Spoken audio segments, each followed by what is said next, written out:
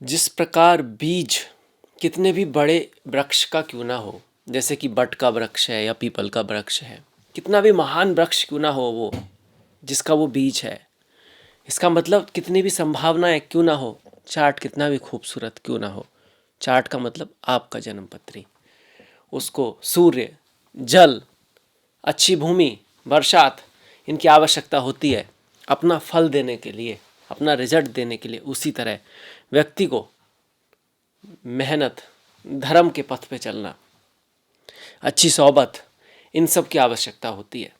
तो सिर्फ भाग्य के भरोसे बैठने से, चार्ट अच्छा हो तब भी कुछ नहीं होगा, मेहनत तो करनी ही पड़ेगी।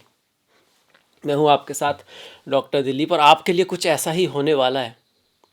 राहु का गोचर दसम में आ रहा है 18 साल बाद। हर कुंडली के लिए अलग अलग भागों में आ रहा है, पर वृषभ के लिए दसम में आ रहा है।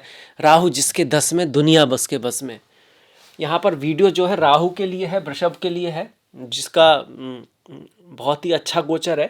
पर दूसरे गोचर भी देखा जाए तो एकादश में शनि आ रहे हैं आपके, और द्वितीय भाव में गुरु आ रहे हैं। तो बहुत कह सकते हो सबसे पावरफुल जो राशि अगली साल से, पर शुरुआती हो रही है, अभी जल्दबाजी में मत रहिएगा, सिर्फ शुरुआत हो रही है।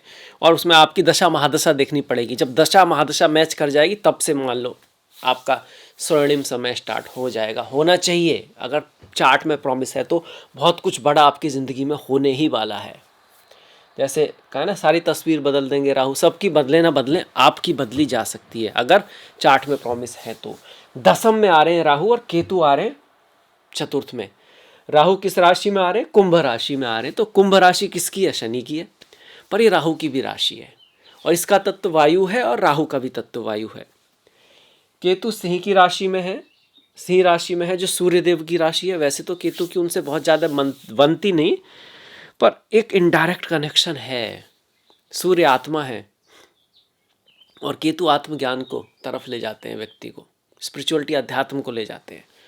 सूर्य भी कहीं ना कहीं एक चमक है, उच्चतम शिखर को दिखाते हैं, सूर्य राजा हैं। और केतु भी मोक्ष को, एक उच्चतम शिखर को दिखाते हैं, स्पिरिचुअलिटी को। तो केतु सही करते हैं, पर कुछ नेगेटिव भी करते हैं, उसके बारे में भी बात करेंगे।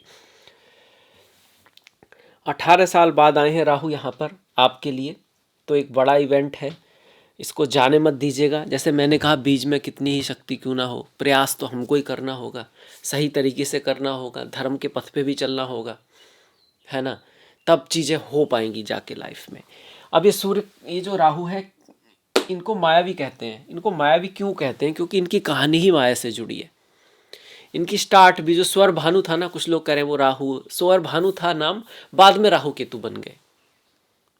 मतलब स्वर भानु का जब गला कटा तो वो राहु केतु बने। तो स्वर भानु के लिए तो कहते हैं कि उसने अपना रूप बदल लिया, वो देवताओं में बैठ गया।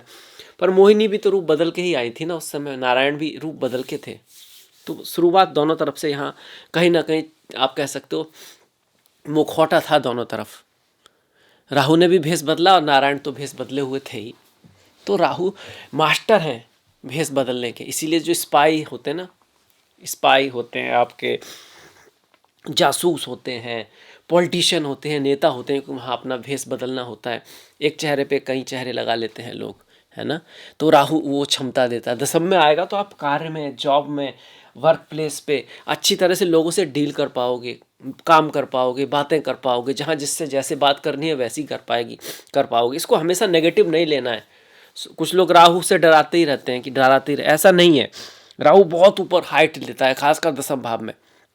राहु वो प्यास है जो बुझती नहीं है, जो कहती है कि भैया मन, मतलब रुका नहीं जा रहा। उस काम, ऐसा काम जिसके लिए आप रात को उठ के यार करना है। आप घर वाले कह रहे हैं सो जाओ भाई, सोना भी तो है कि नहीं, काम तो करना है। काम मन नहीं लग रहा, मतलब काम के बिना नींद भी नहीं आ रही। राहु ऐसा ऑब्सेशन देता है आपको अपने कार्य के प्रति, अपने कर्तव्य के प्रति। तो कहाँ बुरा हुआ। पर हाँ, राहु एक शैडो प्लेनेट है, एक छाया ग्रह है, आप इसको देख नहीं सकते।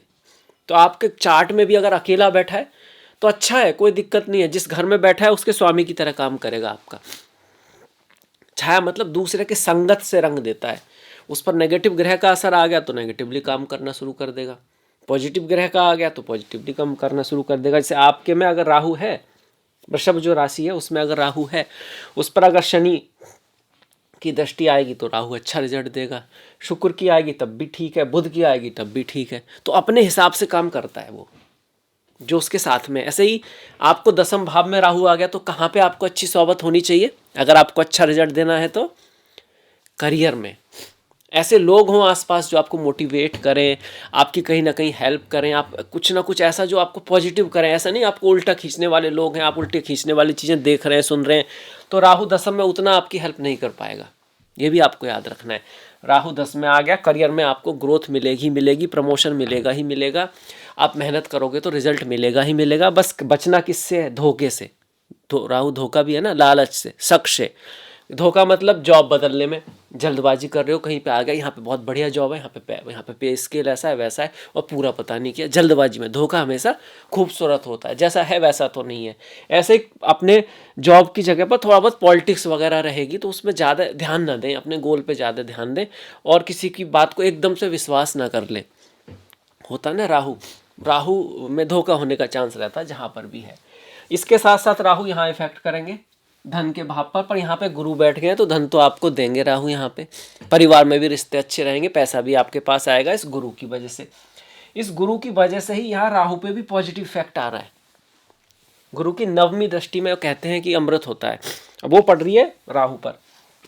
तो इसमें आप ये देख लो कि मई, 18 मई के बाद मई, जून, जुलाई, अगस्त, सितंबर, जब तक ये गुरु की दृष्टि है। फिर अक्टूबर में थोड़ा गुरु बदल रहे हैं तो उस समय आपको थोड़ा सा ध्यान रखना होगा। अक्टूबर, नवंबर, दिसंबर में 3 महीने जो है ना गुरु चेंज हो जाएंगे, तो उस समय थोड़ा ऑफिस में, वर्क में, वहाँ पर थोड़ा सा नेगेटिविटी रहेगी यहाँ पर। अदरवाइज फिर दिसंबर के बाद फिर से गुरु जब इसमें आ जाएंगे आपके मिथुन में, तो फिर से उनकी पॉजिटिविटी यहाँ पर आ जाएगी, और फिर अगले साल के जून तक जो है गुरु ऐसे ही रहने वाले, तो उनकी पॉजिटिविटी बनी रहेगी। इसके बाद फिर वो यहाँ से जाएंगे, और जब ये राहु यहाँ पे रहेंगे 2026 के जून से लेके आपके का फिर मकर में रहेंगे, निकल जाएंगे, तो उसके बाद फिर जून के बाद जुलाई, अगस्त, सितंबर, अक्टूबर, नवंबर, दिसंबर तक राहु को थोड़ा सा पॉजिटिव बातों का जो मैंने बताई ना उनका ध्यान रखना है, कि गुरु के साथ, टीचर के साथ, बॉस के साथ, पॉलिटिक्स वगैरह का ध्यान रखना है आपको। दूसरी जो राहु का प्रभाव है यहाँ पर भी रहेगा, तो ये प्रभाव अच्छा माना गया। ये आपके रोग, ऋण, शत्रु को समाप्त करता है। कोई बीमारी है तो ठीक हो जाएगी, कोई ऋण है तो आप उसको उतार पाओगे, किससे शत्रुता है तो आपको विजय मिल जाएगी, कोई कोर्ट केस कर रहा है तो आप उसको जीत जाओगे। तो ये अच्छा पॉजिटिव गोचर आपके लिए हो रहा है। ध्यान क्या रखना है? थोड़ा बहुत स्वास्थ्य का। मामा जो है ना, मामा जो होते हैं, मामा की जो लाइन होती है, मामा के भाई बहन, मम्मी की जो लाइन है ब्लड, वहाँ पे थोड़ा बहुत डिफरेंस ऑफ ओपिनियन हो सकते हैं। ऐसे ही जो केतु है ये 4th हाउस में है, तो घर में कम मन का लगना, बाहर ज़्यादा मन का लगना, घर में थोड़ा बहुत मतभेद रहना, ऐसा रहता है। मदर के साथ, माता के साथ, बचपन के मित्रों के साथ कुछ मन में थोड़ी निराशा, और उस निराशा को शांत करने के लिए फिर सारा फोकस, ध्यान जो है ना वो काम पे लगा देना, बाहर की लाइफ पे लगा देना। ऐसा केतु कई बार दिखाते हैं। कुछ ना कुछ जब घर जाओ, अकेले बैठो तो थोड़ा डिस्टर्ब महसूस करना, और जब बाहर लोगों में हो, काम में हो, तो थोड़ा अपने आप को अच्छा फील करना, ऐसा केतु कराते हैं।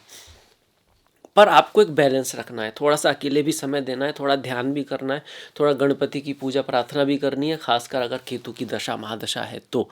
केतु यहाँ पे बुरे नहीं है। केतु वो चीज़ है जो आपको आती है, आप जब बैठोगे तो आपको लगा यार कंफर्टेबल में बैठ तो पा रहा हूँ, पर थोड़ी देर बाद ही ध्यान में आपको फिर उदासी आने लगेगी, काम करने का मन करेगा। ये वो चीज़ है जो आप जैसे खाना खा रहे हो, आप खाना खाते खाते खाना आपने खा लिया और फिर मन नहीं करता खाना खाने का, तो केतु कुछ कुछ ऐसे करता है कि वो चीज़ आपको देगा। जैसे यहाँ शांति है, ध्यान है, ये घर का माहौल है, माता है, तो ये सब चीज़ें मिलेंगी, पर इनसे मन हटता है। और राहु को वो चीज़ें जो मिलती नहीं आसानी से, काम पे जब आप जाओगे तो ऐसा नहीं कि राहु यहाँ पे एकदम से आपको सफलता देगा। आप मेहनत करोगे, आप एफर्ट करोगे, आप रास्ता निकालोगे, और फिर रास्ता निकलेगा। कुछ गलतियां भी होंगी, पर राहु आपको इतना जोश भर देता है, इतना, एक जिसे बोलते हैं ना, एक व्यक्ति जब करने पे आता है तो क्या नहीं कर सकता। मांगने से तो खुदा भी मिल जाता है, ढूंढने से तो जॉब में फिर जब व्यक्ति प्रयास करेगा तो उसको सफलता मिलनी ही है। इस तरह से दिखाता है राहु। और केतु वहाँ मन नहीं है आपका, ध्यान नहीं है आपका, पर वो चीज़ आपको हेल्प करेगी। अगर आप पीसफुल रहोगे, थोड़ा मेडिटेशन करोगे, थोड़ा ध्यान करोगे, और थोड़ा घर के साथ साथ, मतलब काम के साथ साथ घर पे भी अपना बैलेंस रखोगे, तो चीज़ें ज़्यादा बेटर होंगी, ज़्यादा अच्छा आप इसका रिजल्ट ले पाओगे। राहु बाई चांस कुंडली में खराब है आपके, वृषभ राशि के लिए राहु कब खराब हो सकता है कि इस राहु और को ना मंगल देख रहे हो आपके, तो थोड़ा खराब हो सकता है। मंगल आपके उतने कारक ग्रह नहीं है। आपकी कुंडली में गुरु भी कारक ग्रह नहीं होते, वैसे होते हैं कुंडली में कारक नहीं होते। तो गुरु चांडाल योग अगर आपकी में है तो आपका राहु थोड़ा खराब रह जाएगा। उस केस में फिर माँ सरस्वती की पूजा करें, माँ दुर्गा की पूजा करें, गुरुवार के दिन मंदिर जाएं, गुरुवार के दिन फास्ट करें, तो आप इस गोचर का बेटर रिजल्ट दे पाओगे। वैसे जो कुंभ राशि होती है वो केदारनाथ की होती है, केदारनाथ ज्योतिर्लिंग जो होता है उसकी होती है। और जो बैद्यनाथ जो ज्योतिर्लिंग है ना वो केतु से जुड़ा हुआ है, तो इनके दर्शन करना भी शुभ माना गया है ऐसे शास्त्रों में, या उसकी कथा वगैरह पढ़ना भी अच्छा माना गया। तो इसी के साथ मैं इस वीडियो को समाप्त करता हूँ। मुझे आशा है आपको अच्छा लगा होगा, तो लाइक कीजिएगा, शेयर कीजिएगा, अपने मित्रों को आप भेज सकते हैं चाहे तो। आपने जो अंत तक वीडियो देखा इसके लिए आपका बहुत बहुत धन्यवाद। नमस्कार।